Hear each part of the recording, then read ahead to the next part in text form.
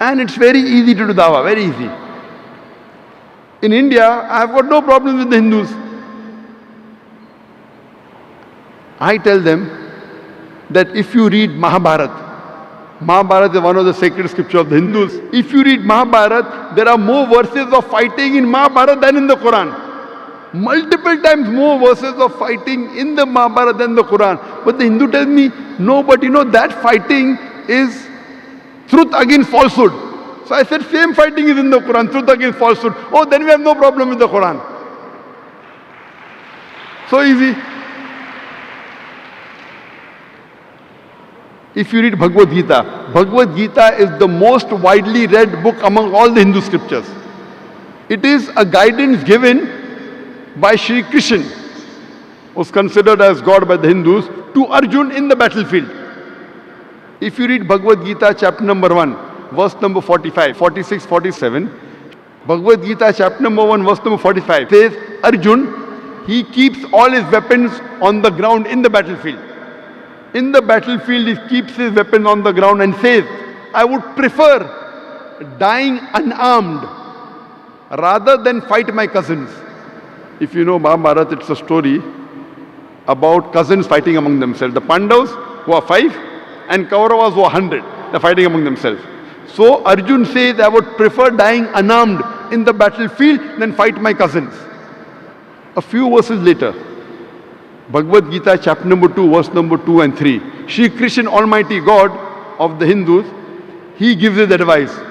Oh Arjun, how could you be so impotent? How could you be so scared? It is the duty of the Kshatriya to fight.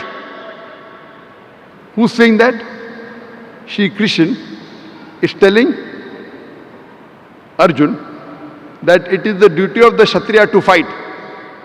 Now, if I tell that Shri Krishna is telling Arjun to kill his cousins, it will be devilish. It's quoting out of context. What Shri Krishna is saying, that for the truth, even if you have to fight your cousin, no problem. Be close to truth, as Quran says in Surah Nisa, chapter 4, verse 135. Ya ayyuhallazina amanu, oh you believe, stand out for justice as witness to Allah subhanahu wa ta'ala, even if it be against yourself, against your parents, against the relatives, whether it be rich or poor. But if I quote out of context, it will sound devilish. And many of the critics of Islam, they quote the famous hadith of Muhammad sallallahu alaihi wasallam, which I quoted earlier, that our beloved Prophet Muhammad sallallahu alaihi wasallam said in Sahih Bukhari, volume number 4, book of Jihad, hadith number 46, that if a mujahid is killed in the battlefield, he will go to paradise. Otherwise, Allah will bring him home safely with rewards and war booty. If you read Bhagavad Gita, chapter number 2, verse number 37, Shri Krishna is telling Arjun, oh Arjun, blessed are those people who get opportunity to fight. And if you die in the battlefield, you will go to Swarg, to paradise.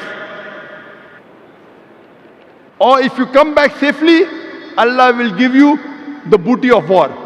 Verbatim what is mentioned in Sahih Bukhari, volume 4, hadith number 46, is mentioned in Bhagavad Gita, chapter number 2, verse number 37.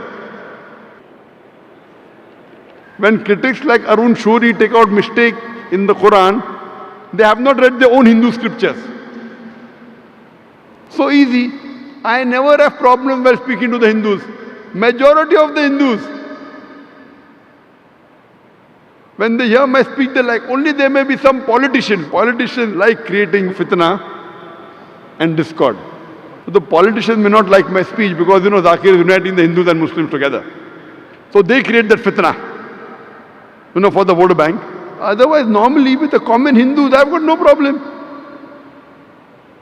I quote the scriptures for them to understand Islam better.